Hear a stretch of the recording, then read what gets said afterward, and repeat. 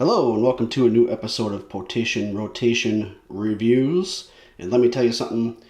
Today I'm drinking it's quite good. It's probably one of the best flavor sparkling waters that are out there. Jelly Belly. Pina Colada.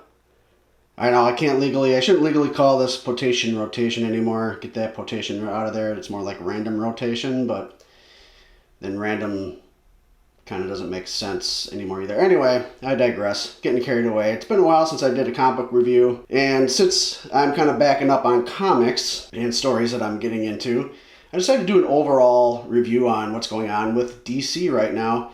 I've always been a DC fan as far as the comics go, more than Marvel. For film, I'm more of a Marvel fan than the DC universe as far as those are concerned, but I've always been Superman, Batman, Joker, any kind of rogue galleries out of the DC comic universe. Always been just a DC guy for comics, so that's kind of where I gravitate. And right now, the big thing is this Batman Fear State. That's kind of like a crossover event going on right now. And it features Batman and his family. And it's primarily written by James Tynion IV, and the arc is the second and final major arc for Batman in the DC Rebirth, which you guys can look that up. Basically, DC Rebirth, the universe was rebooted, so to speak, and everything pretty much started over again, which is why you'll see, like, here, the actual Batman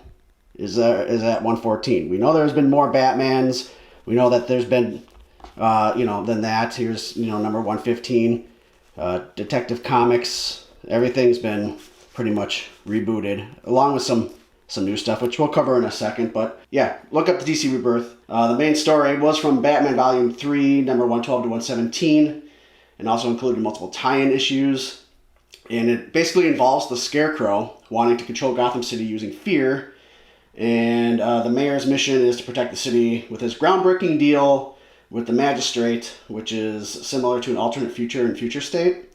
And the story introduces new characters Miracle Molly and Ghostmaker, and debuts Jace Fox as Batman. So I do have Miracle Molly. These are the last 2 weeks that I just picked up.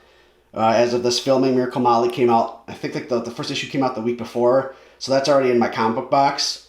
Bagged and boarded, and already sitting in there for prosperity. So these are just basically all the more recent issues. And then as far as Jace goes, Jace Fox, he is one of the new Batmans, and I Am Batman. Started with issue 0, and not to give too many spoilers, but he is black. He is a black, like literally a black man. Not Black Batman, because he's black man. Batman's already black, but yeah. So that's who Jace is. I Am Batman. The crossover event so far has been pretty positive. The action, the art, the tie-ins, it's all pretty seamless. It's all pretty well thought out and planned out, and everything looks great so far. It seems a little slow at times, a little sluggish, especially since it's lasting literally like 5 months.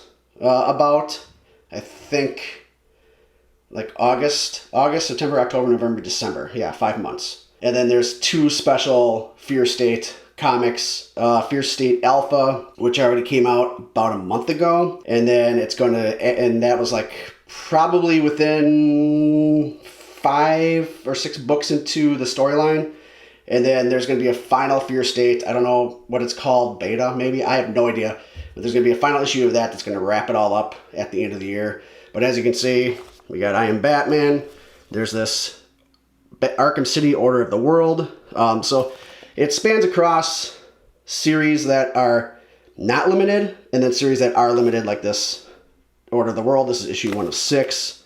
And like I said, there's Batman there, and there's another Batman here. There's Nightwing, it crosses into that, and Catwoman, and here's a new one.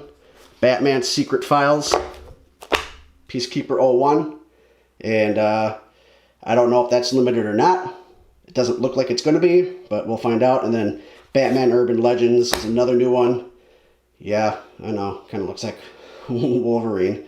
But that's another limited series. So Batman Fear State, at this point, it's so deep and there's so many issues. If you're interested in this, you probably should just wait for a volume or a collection to come out and pick that up, but it is recommended. Sticking with Batman, we also have another limited series in the DC Universe for comics. DC Universe for comics. This isn't really tied to the overall arching. This has nothing to do with Fear State. This is another Joker story called The Joker, a Puzzle Box. And it is a limited series, I believe 7 issues. This is issue 3. You're probably thinking, oh shit, another Joker story? Like, do we really need another Joker story? It's actually pretty intriguing, I'm not gonna lie. Basically, the storyline starts with a puzzle box that is found by the Gotham City Police Department along with a corpse. And a murderer's row of the city's most dangerous villains are sitting in jail, so they're like, nobody's talking about this. So they need to figure out what's happening, and the person that is willing to talk is the Joker. So the narrative is really around the Joker. It's, you know what, it's not that bad. As you can see, there's a whole road gallery going on, so we already got Deadshot, you saw Two-Face in there, but it's pretty good, and of course Batman. I have not read this one yet. I just picked it up, so I don't want to look at too much panels. But this is an interesting little mini side story, this little limited series, The Joker, a Puzzle Box. And, I mean, it's only 7 issues. Issue number 3. Easy to pick up, easy to get into. Not much to invest in, except for a good read.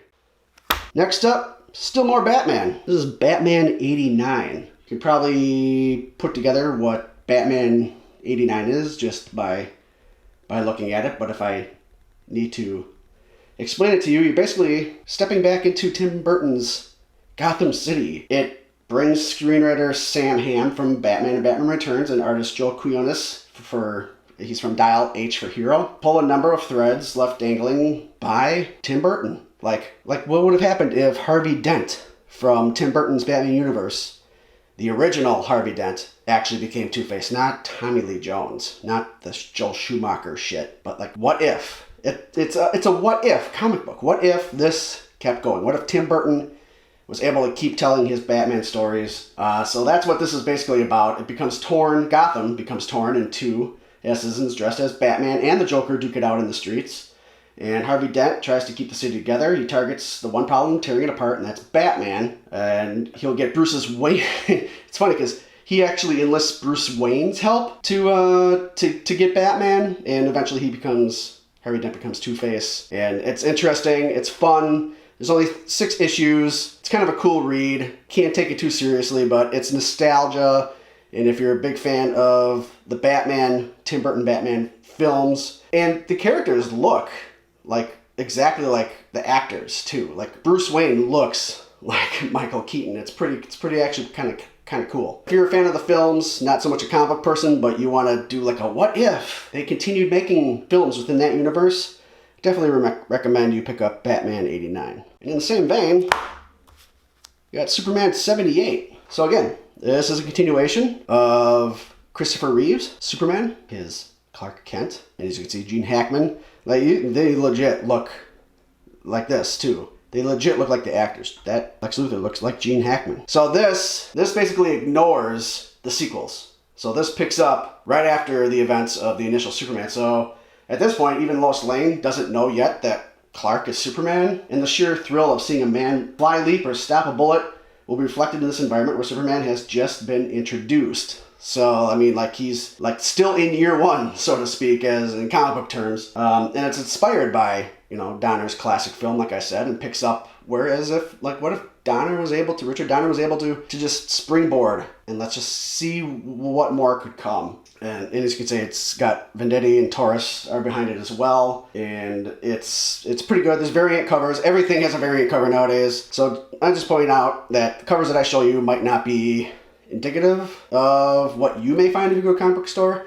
I usually just pick up what I see, and I usually don't know that if I'm getting a variant or not. I don't think there's a variant. It's only $4. It's like a common comic book price for DC Comics. It's $4. Once you start getting 5, 6, 7, then you probably got a variant, but I literally just whip them right off the rack and go. So Superman 78, Again, just a nice, fun 6-issue limited series. If you're a fan of the original Superman films, go out and get Superman 78 as well. And that's really going to do it. That's what's going on with DC right now. The big stuff, in my opinion, you got Batman's Fear State, epic crossover event that's lasting a solid half year across all the Batman-related family comics. And then you've got Joker, a puzzle box, Joker limited storyline. That is actually pretty good. And then Batman 89, Superman 78. That's going to be it. It's going to do it this episode. If you are new here, please subscribe. I'd appreciate it. Hit the like button. It's right down there below.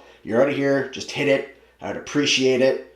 Leave a comment. Let me know what you're reading as far as comics go. Are you a bigger fan of DC or are you a bigger fan of Marvel? I'd be interested in hearing your thoughts.